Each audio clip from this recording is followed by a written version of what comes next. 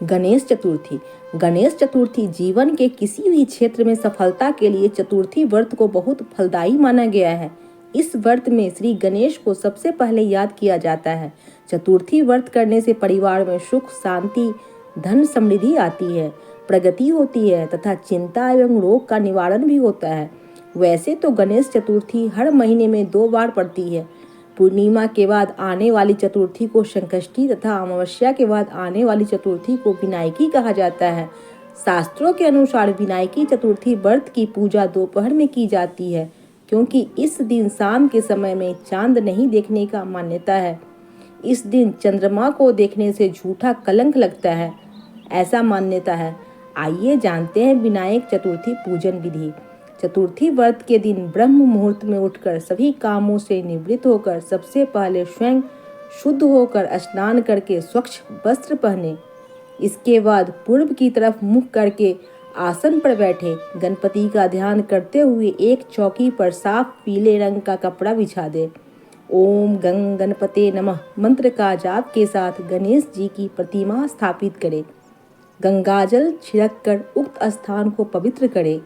निम्न मंत्र द्वारा गणेश जी का ध्यान करें। वक्रतुंड महाकाय सूर्यकोटि समप्रभा निर्विघ्नं कुरु मे देव सर्वकार्येषु सर्वदा। इसके बाद श्री गणेश को पुष्प की मदद से जल अर्पण करें।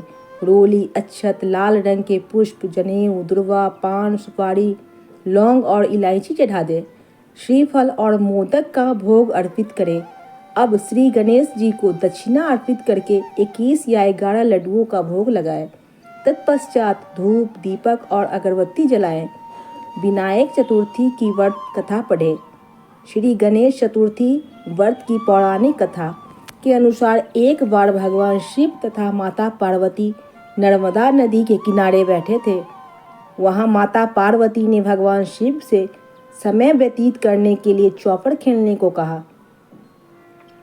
शिव चौपड़ खेलने के लिए तैयार हो गए, परंतु इस खेल में हार जीत का फैसला कौन करेगा, यह प्रश्न उनके समक्ष उठा तो भगवान शिव ने कुछ तिनके एकत्रित कर उसका एक पुतला बनाकर उसकी प्राण प्रतिष्ठा कर दी और पुतले से कहा, बेटा, हम चौपड़ खेलना चाहते हैं, परंतु हमारी हार जीत का फैसला करने वाला कोई नहीं है, इसलिए तुम बताना कि हम दोनों में से कौन हारा और कौन जीता। उसके बाद भगवान शिव और माता पार्वती का चौपड़ खेल शुरू हो गया। यह खेल 3 बार खेला गया और संयोग से 3 बार माता पार्वती ही जीत गई। खेल समाप्त होने के बाद बालक से हार जीत का फैसला करने के लिए कहा गया, तो उस बालक ने महादेव को विजय बताया। यह सुनकर माता पार्वती क्रोधित हो गई और क्रोध में उन्होंने बालक को लंगड़ा होने का, कीचड़ में पड़े रहने का शाप दे दिया। बालक ने माता पार्वती से माफी मांगी और कहा कि यह मुझसे अज्ञानतावश हुआ है, मैंने किसी द्वेष भाव में ऐसा नहीं किया। बालक द्वारा क्षमा मांगने पर माता ने कहा, यहाँ गणेश पूजन के दिन नाग कन्याएं आएंगी, उनके कहे अनुसार तुम गणेश व्रत करो, ऐसा करने से तुम मुझे प्राप्त करोगे। यह कहकर माता पार्वती शिव के साथ कैलाश पर्वत पर चली गई। 1 वर्ष के बाद उस स्थान पर नाग कन्याएं आई।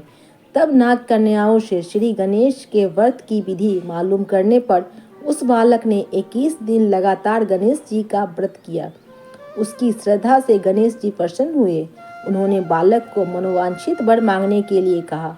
उस पर बालक ने कहा, हे विनायक, मुझ में इतनी शक्ति दीजिए कि मैं अपने पैरों से चलकर आपके माता पिता के पास कैलाश पर्वत पर पहुंच सकूं और वे यह देख प्रसन्न हो।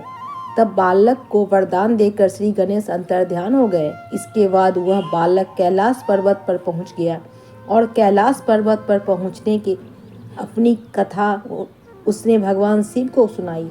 चौपड़ वाले दिन से माता पार्वती शिव से विमुख हो गई थी, अतः देवी के रुष्ट होने पर भगवान शिव ने भी बालक के बताए अनुसार 21 दिन तक श्री गणेश का व्रत किया। इस व्रत के प्रभाव से माता पार्वती के मन से भगवान शिव के लिए जो नाराजगी थी वह समाप्त हो गई। तब यह विधि भगवान शंकर ने माता पार्वती को बताई। यह सुनकर माता पार्वती के मन में भी अपने पुत्र कार्तिकेय से मिलने की इच्छा जागृत हुई। तब माता पार्वती ने भी 21 दिन तक श्री गणेश का व्रत किया तथा दुर्वा फूल और लड्डुओं से गणेश जी का पूजन अर्चन किया। व्रत के 21वें दिन कार्तिकेय स्वयं माता पार्वती से मिलने पहुँचे। यह व्रत करने से सारे कष्ट दूर होकर जीवन की सभी सुख सुविधाएं मिलती है। उस दिन से श्री गणेश चतुर्थी का यह व्रत समस्त मनोकामना की पूर्ति करने वाला व्रत माना जाता है। आपको अगर यह पोस्ट पसंद आई हो तो लाइक, कमेंट और सब्सक्राइब